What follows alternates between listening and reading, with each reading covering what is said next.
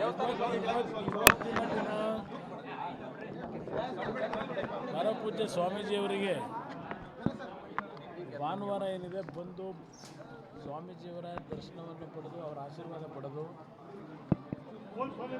ನಮ್ಮ ಗುರುದೇವರು ಕಾಲಭೈರೇಶ್ವರನಿಗೆ ಮುಂದಿನ ದಿನಗಳಲ್ಲಿ ರಾಜ್ಯದ ಸಮಸ್ಯೆಗಳಿಗೆ ಪರಿಹಾರ ತರ್ತಕ್ಕಂಥದ್ದಕ್ಕೆ ಮತ್ತು ದೇಶದಲ್ಲಿ ನಮ್ಮ ರಾಜ್ಯವನ್ನು ನಾನೇನು ಪ್ರತಿನಿಧಿಸ್ತಾ ಇದ್ದೇನೆ, ನಮ್ಮ ರಾಜ್ಯಕ್ಕೆ ಗೌರವ ತಂದುಕೊಡ್ತಕ್ಕಂಥ ನಿಟ್ಟಿನಲ್ಲಿ ಮತ್ತು ನಮ್ಮ ಸಮಾಜದ ಗೌರವವನ್ನು ಉಳಿಸ್ತಕ್ಕಂಥ ನಿಟ್ಟಿನಲ್ಲಿ ಕೆಲಸವನ್ನು ಮಾಡಲಿಕ್ಕೆ ಕಾಲಭೈರವೇಶ್ವರನ ಒಂದು ಸಂಪೂರ್ಣವಾದಂಥ ಅನುಗ್ರಹವನ್ನು ಬೇಡಿದ್ದೇನೆ.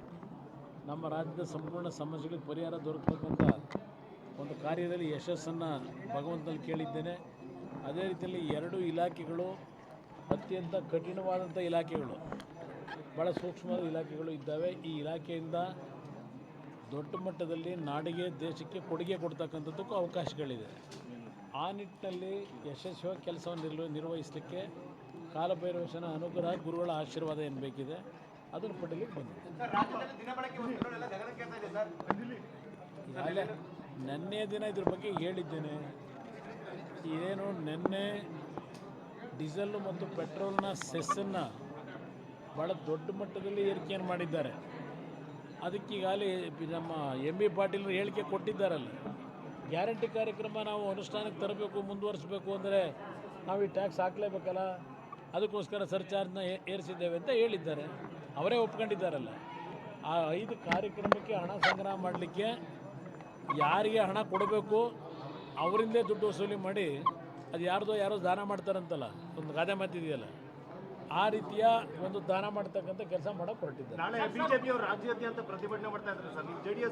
ನಾನು ನಾಡಿನ ಜನತೆಗೆ ಹೇಳ್ತೇನೆ, ಇವತ್ತು ನಾಡಿನ ಸಂಪತ್ತನ್ನು, ನಿಮ್ಮ ತೆರಿಗೆ ಹಣನ ಈ ಸರ್ಕಾರದಲ್ಲಿ ಸ್ವೇಚ್ಛಾಚಾರವಾಗಿ ಲೂಟಿ ಹೊಡಿತಾ ಇದ್ದಾರೆ.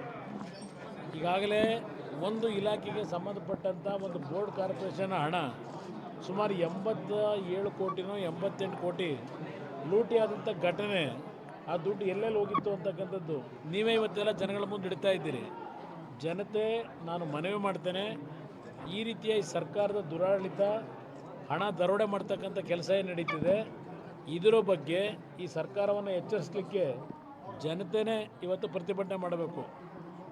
BJP ಪಕ್ಷ, JDS ಪಕ್ಷದ ಪ್ರತಿಭಟನೆಗಿಂತ ಹೆಚ್ಚಾಗಿ ನಾಡಿನ ಜನತೆ ಈ ಸರ್ಕಾರಕ್ಕೆ ಎಚ್ಚರಿಕೆ ಕೊಡಲಿಕ್ಕೆ, ಒಂದು ಜನತೆಯ ದುಡ್ಡನ್ನು ಸರಿಯಾದ ರೀತಿ ಸದ್ಬಳಕೆ ಮಾಡಿ ರಾಜ್ಯದ ಅಭಿವೃದ್ಧಿಯನ್ನು ಮಾಡ್ತಕ್ಕಂಥ ನಿಟ್ಟಿನಲ್ಲಿ ನಾಡಿನ ಜನತೆ ಈ ಸರ್ಕಾರದ ವಿರುದ್ಧ ಪ್ರತಿಭಟನೆ, ದಂಗೆ ಹೇಳಬೇಕು ಅನ್ನೋ ನಾನು ಹೇಳಲಿಕ್ಕೆ ಬಯಸ್ತೀನಿ. ಎಲ್ಲ ಟೈಮ್ ಐತೆ.